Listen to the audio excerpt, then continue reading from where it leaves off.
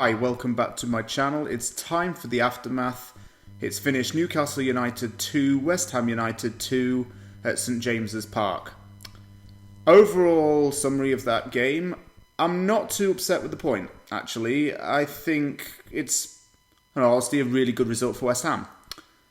I'm a bit disappointed we didn't take all 3 points, and that was due to things such as individual errors, maybe a little bit not clinical at times, but like I say, overall, I'm pretty happy with the 2-2 draw, because Newcastle, as of late, have been a really difficult team to beat. I said it in my preview, since Project Restart, their midfield has been something else. It's contributed to their turnaround in form, and because of today's result as well, Newcastle United are mathematically safe and will be in the Premier League next season. As for us, it's another point closer to safety. We're now 4 points clear from the drop, and it's looking very good overall. The momentum's certainly there with West Ham. The flair is certainly picking up a bit, and West Ham are looking confident game in, game out. I'm going to get into the game now, discuss some of the tactics, the positive and negative, the goals, and some individual performances. David Moyes went with an unchanged side to the one that beat Chelsea midweek, and I have to give him credit for that. He made the right decision. If it's not broken, don't fix it. Wasn't broken, we didn't need to make any major changes. Having 2 defensive midfielders in Rice and Soucek playing yet again was good for 2 reasons. 1, there was good chemistry between those two, so it was important to keep that chemistry. And 2, Newcastle United like to be quite attacking, so having those 2 DMs certainly helped to reinforce that strong structure and hopefully to stop Newcastle from getting forward. And I have to say, Rice and Soucek worked very well together in today's game, and they have a very good partnership going forward. Really hope that Soucek does sign permanently. Ex-West Ham United employee says that he will anyway, and that's a good sign. That's another good positive little bit of news after the game. In terms of the bench, Mark Noble was on the bench, and I've got to credit Moyes that he didn't start Noble, because I think that without Noble, West Ham certainly look a little bit better. And that's partly due to Declan Rice's captaincy and the system as of late. Noble did come into the game, and I'll get onto that in a little bit and talk about that. I think that from the first half starting until the 5-minute mark, West Ham were in control. And the evidence of that was the fact that West Ham scored the game's opening goal very early on. I think that getting an opening goal was making a statement of intent and also giving West Ham a big feather in the cap. Really good from Fornals to find Bowen. Bowen makes the cut inside, crosses the ball. It does come off Jamal Lascelles, little deflection. Lascelles does nothing at all to react to that. Antonio has the ball right at his feet. It's on there just for him to smash it past Martin Dubravka from very close range. And it was 1-0 to West Ham. Really good start to the game, very happy. And seeing that attack and that flow was just the same as the Chelsea game. Nothing really changed in terms of West Ham's style, I don't think. The goals were there, the threat was there. I saw a very confident looking team as well. And there was a lot of positivity from the early stages of the first half. I will say that Newcastle looked a lot weak up front. And the one player that I'm sure their fans will probably agree with this, that was not looking good for them was Joe Linton. He had a shot horrendously off target. He did not do enough to threaten our defence in the first half.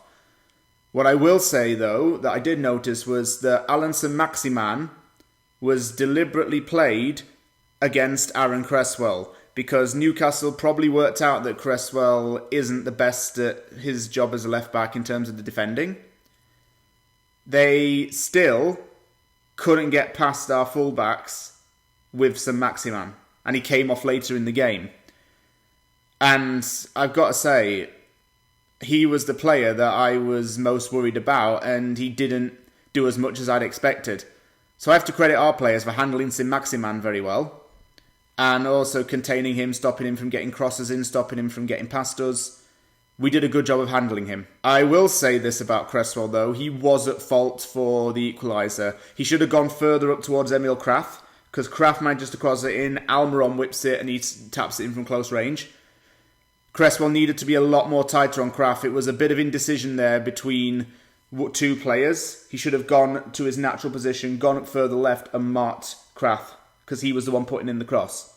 This game was still on, and West Ham didn't really want to show any signs of slowing down. There was a little bit of a blip. Newcastle started to come to life a bit, but West Ham wanted to keep that momentum going and maintain that strong attacking mindset. In the first half, a lot of individuals certainly impressed me. Soucek and Declan Rice, like I just mentioned, were really good.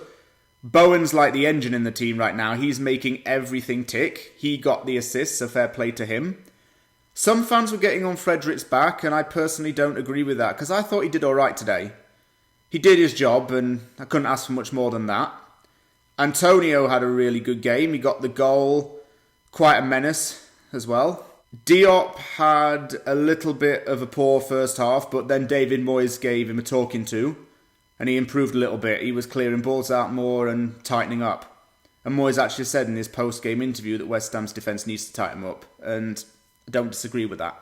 The second half started and West Ham were up and at it straight from the off. Certainly some very good things and some early signs of potential opportunities, but I still felt that West Ham needed a little bit more oomph, so to speak. And I will credit Moyes here, and I'll also criticise Moyes here. Let me explain why. Well done for taking off Lanzini, but I don't know why he put on Noble. I think it was just bringing on Noble for bringing on a player's sake. I'll talk a bit about West Ham's second goal. So, Jarrod Bowen whips in the corner, Declan Rice smashes it against the crossbar, Soucek's reading the ball as it drops to his feet and he fires the one-timer straight past Dubravka. Soucek now has 2 in 2. Really looking quality for him. We didn't really know about Soucek before we signed him, but he's looking a real bargain. And he looks like a diamond in the rough. There's 2 on to West Ham at this point, and I was thinking, okay, we need to hold on to the lead. Well, that didn't really last too long. It only lasted about 90 seconds, and it was calamitous defending that cost us that lead. Dwight Gale was quite open in that box. No one was marking him still. He was allowed to get the assist in for Shelvey to fire it. West Ham players were calling for offside, but the thing was Pablo Fornals was lazy, stood in line with Gale, and that put Shelvey and the goal onside.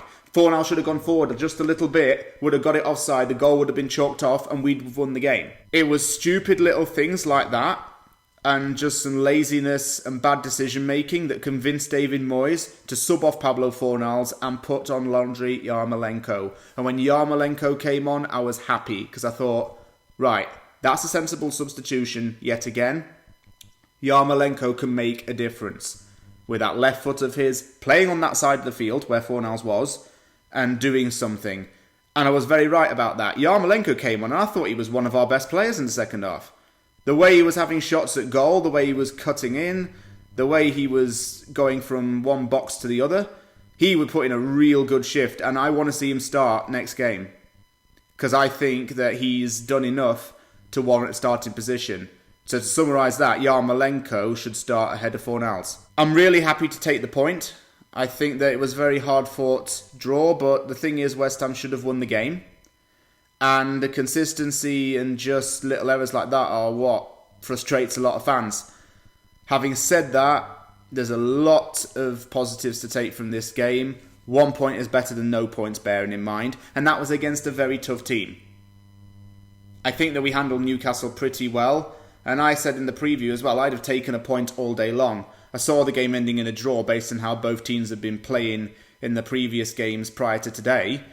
I checked a few of the Facebook groups after watching the game, and I saw mixed emotions in the comments. And I have mixed emotions in all honesty, but there was a lot of negativity saying we could have had 3 points and it's absolutely useless.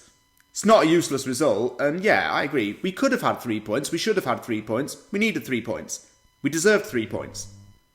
But the thing is, I'm still happy with that performance. It's looking really good for West Ham right now.